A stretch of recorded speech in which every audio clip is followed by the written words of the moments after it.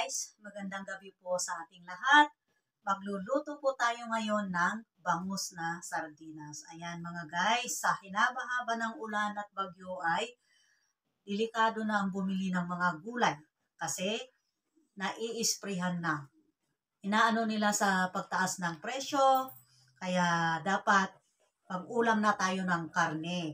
Halos katumbas na ng presyo ng karne, ng manok, ng isda ang gulay. Kaya sabi nila, mag-isda na lang sila, mag-karne o mag-manok. Kaya ayan, ito na ang gagawin natin. Magluluto tayo ng sardinas na bangus mga guys. Gagawin nating sardinas mga guys para maiba naman. Ayan.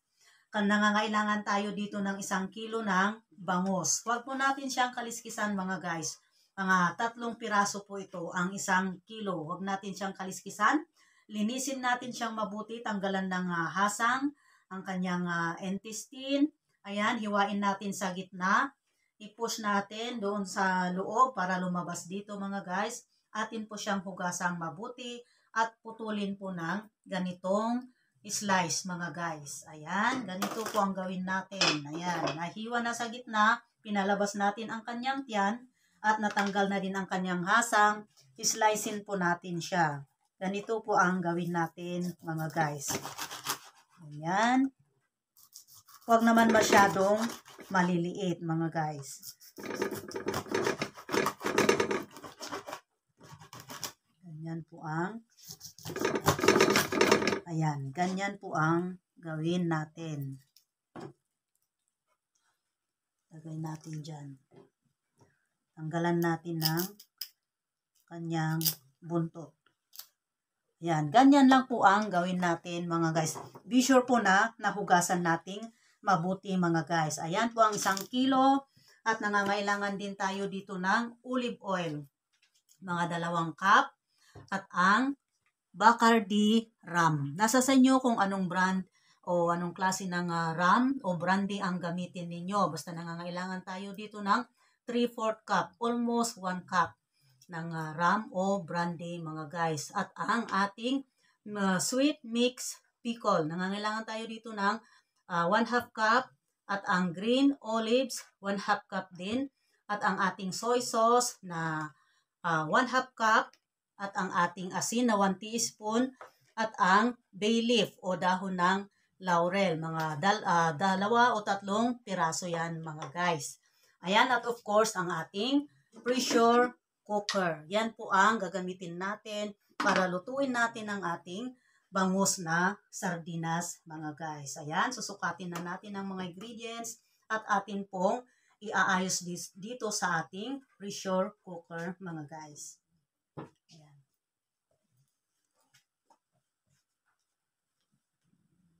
Ayan na. Nasalin na po natin ang ating mga ingredients. Kaya po mga guys, sadyang hindi ko po yan na sinukat kanina para po ma-familiarize tayo sa ating mga ingredients pagpapasok na tayo na bibili sa ating mga grocerya.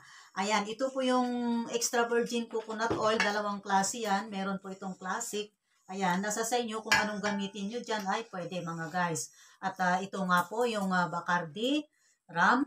At ito nga po yung green olives. Ayan po yung container nila. Tignan natin maigi para alam natin pag pumapasok na tayo at bibili sa ating grocerya. Ito po yung mixed pickles. Nababasa rin po yun mga guys.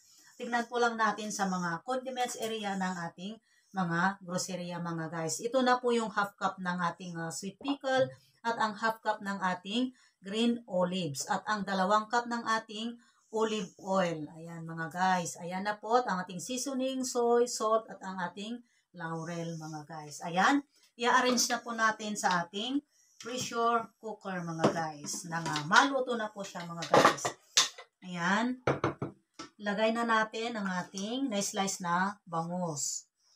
I-arrange lang natin siya na ganyan. At atin po siyang lulutuin sa slow fire lang mga guys para dahan-dahan siyang maluto at pati yung mga buto, yung bones ay maluluto din mga guys kasi sardinas nga ang gagawin natin mga guys. Yan. Ayan na po mga guys. Yan. At atin na pong ilalagay ang ating olive oil. Yan, mahal ang olive oil na to. Kaya dapat mga guys ay kainin natin ang ating niluluto. Huwag nating sayangin mga guys. Yan, lagay na natin ang ating sweet pickle, green olives, ang ating soy sauce, 1/2 cup. Yan. Ang ating asin na 1 teaspoon. Tansyahin natin ang 1 teaspoon para hindi naman po siya maalat mga guys. Yan. At ang ating seasoning, 1 teaspoon din mga guys. Siya nga pala mga guys, pwede nyo itong lagyan ng siling labuyo. Kanya lang po mga guys ay may mga kapamilya tayo na ayaw ng sili. Kaya hindi ko na nilagyan ng sili mga guys. Pero pwede nyo pa rin siyang lagyan. Ilagay na natin ang ating olive oil, laurel na 2 o 3 piraso mga guys. Ayan na po. Atin pong isalang sa ating kalan. Yan. Slow fire lang po siya. Hindi po siya masyadong malakas. Yan. Lutuin natin siya ng 40 minutes o hanggang 1 oras ng mahinang apoy mga guys. Atin na pong takpan. Ayusin natin. Yan. At atin pong urasan. Babalikan natin mamaya mga guys pag okay na po siya. Yan po mga guys. Sorry po kanina nakalimutan nating inilagay yung ram. 3/4 cup po yun ang ating ilalagay. Halos 1 cup. Kaya lagyan na natin habang hindi pa siya naluluto mga guys. Ilagay natin para masabay na rin sa kanyang pagkulo mga guys. Ayan. Kumukulo na po siya. Lagyan natin siya ng 3/4 cup. Itong ginagamit kong measuring cup mga guys ay 1/4.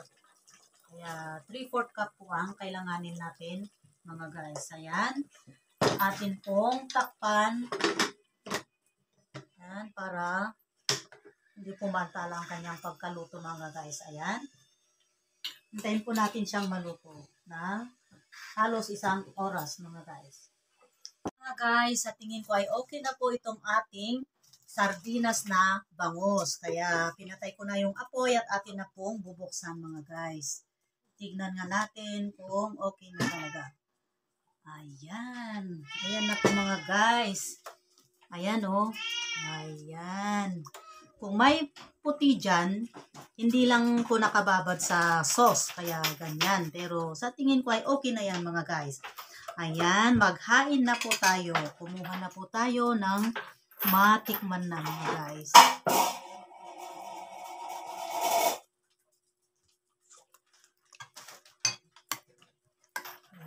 Ito oh. Ang sarap nito mga guys.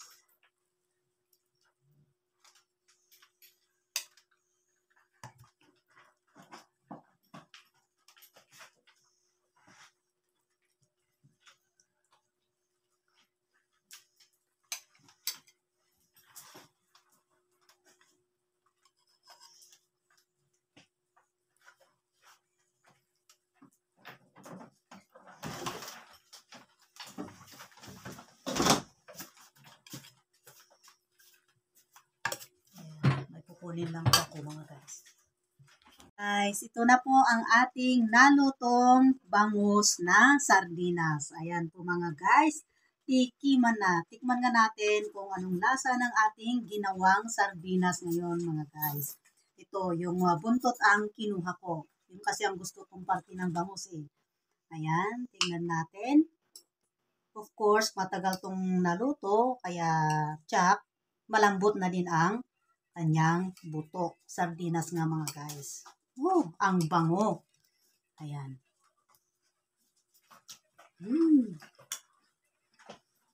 Ang sarap mga guys. Ayan. Tamang-tama ang kanyang asin. Nalagyan natin ng soy at saka konting asin. 1/2 teaspoon at 1/2 cup ng ating soy sauce. Tamang-tama lang po siya mga guys at lasang-lasang sardinas mga guys. Kaya ayan, pwede na kayong gumawa mga guys. Kahit anong klase ng isda yan, tamban o bangus, pwede. O tawilis, pwede mga guys.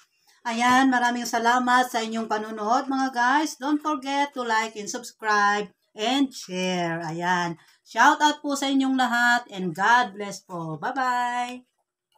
Kain na.